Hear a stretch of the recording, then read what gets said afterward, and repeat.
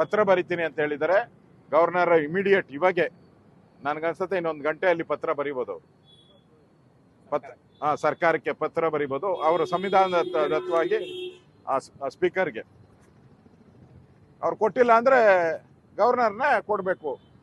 ಇದು ಸ್ಪಷ್ಟ ಇದೆ, ಅಲ್ಲೇ ತಗೊಂತೀರಿ ನಾವು. ಆಮೇಲೆ ಸ್ಪೀಕರ್ಗೆ ಗೌರವ ಏನು ಉಳಿಯುತ್ತೆ? ಅವ್ರು ಕೊಟ್ಟಿಲ್ಲ ಅಂದ್ರೆ ಸ್ಪೀಕರ್ ಅವರ ಗೌರವ ಏನು ಉಳಿಯುತ್ತೆ? ಪಾರ್ಶಾಲಿಟಿ ಅಂತ ಬರ್ತೈತೆ.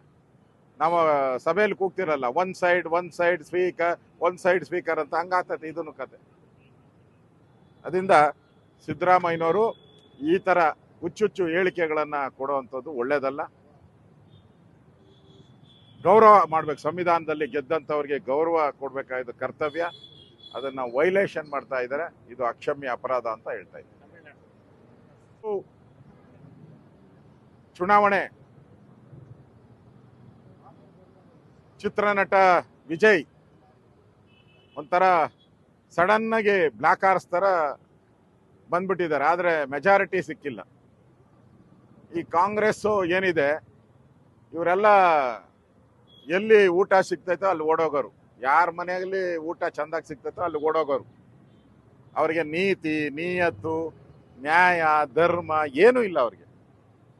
ಇಷ್ಟು ದಿನ DMK-ನ ಆಡಿ ಹೊಗಳಿದ್ರು, ನಮ್ಮ ಡಿ ಎಂ ಕೆ ಅಂತೇಳಿ. ಈಗ ಅಲ್ಲಿನ ಕಾಂಗ್ರೆಸ್ ಪಾರ್ಟಿ, ಕಾಂಗ್ರೆಸ್ಸಿನ ತಮಿಳುನಾಡು ಘಟಕ ವಿಜಯನ್ಗೆ ಸಪೋರ್ಟ್ ಮಾಡಬೇಕು ಅಂತೇಳಿ ತೀರ್ಮಾನವನ್ನ ತೆಗೆದುಕೊಂಡಿದ್ದಾರೆ ಕಾಂಗ್ರೆಸ್ ಪಾರ್ಟಿಯವರು. ನಾಚಿಕೆ ಆಗ್ಬೇಕು ಇವ್ರಿಗೆ. INDA ಮೊದಲೇ ಇತ್ತಲ್ಲ, ಅದು ಇಂಡಿ ಒಕ್ಕೂಟ, ಅದು ಒಂಥರ ಕಳ್ಳರ ಒಕ್ಕೂಟ ಇದ್ದಂಗೆ. ಈ ಕಳ್ತನ ಗೊತ್ತಾಯ್ತಲ್ಲ, ಯಾರ್ಯಾರು ಎಗರ್ತಾರೆ ಅಂತ ಗೊತ್ತಾಯ್ತಲ್ಲ. ಅದರಿಂದ ಇಲ್ಲಿ ಕಾಂಗ್ರೆಸ್ ಅವ್ರನ್ನ ನಂಬೇಡಿ ಅಂತ ಬಹಳ ದಿನದಿಂದ ನರೇಂದ್ರ ಮೋದಿ ಅವರು ಹೇಳ್ತಾ ಇದ್ದಾರೆ. ಅದರಿಂದ ಈಗ ತಮಿಳುನಾಡಲ್ಲಿ ನಡೀತಾ ಇರೋ ರಾಜಕೀಯ ಬೆಳವಣಿಗೆಗಳನ್ನು ನೋಡಿದ್ರೆ ಕಾಂಗ್ರೆಸ್ ಪಾರ್ಟಿ ಇವತ್ತು DMK-ಗೆ ಕೈ ಕೊಡುವಂಥದ್ದು ಸ್ಪಷ್ಟವಾಗಿ ಕೈ ಗುರುತಿದೆಯಲ್ಲ, ಅದು ಕೈ ಗುರುತಲ್ಲ, ಅದು ಕೈ ಕೊಡೋ ಗುರುತು. ಅದು ಇವತ್ತು DMK-ಗೆ ಕೈ ಕೊಡೋ ಗುರುತನ್ನ ತೋರಿಸ್ತಾರೆ ಅವರು. ಅದರಿಂದ ನಾಚಿಕೆ ಅವ್ರಿಗೆ. ಕಾಂಗ್ರೆಸ್ಗೆ ಒಂದು ಸಿದ್ಧಾಂತ ಇಲ್ಲ, ಒಂದು ನ್ಯಾಯ ನೀತಿ ಇಲ್ಲ, ಗೆದ್ದೆತ್ತಿನ ಬಾಲ ಹಿಡಿಯುವಂಥದ್ದೇ ಕಾಂಗ್ರೆಸ್ಸಿನ ಧರ್ಮ.